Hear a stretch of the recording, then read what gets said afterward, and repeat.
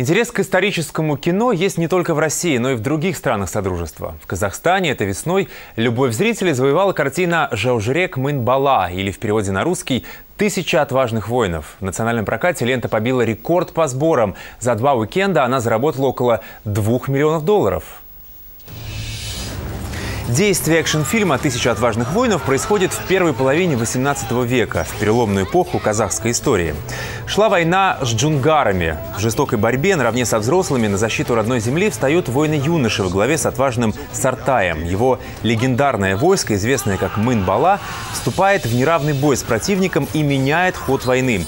Интересно, что мировая премьера картины прошла на Каннском фестивале. Зарубежные кинокритики назвали эту картину настоящим сокровищем киностудии «Казахфильм». В планах выпуск комиксов по мотивам киноленты.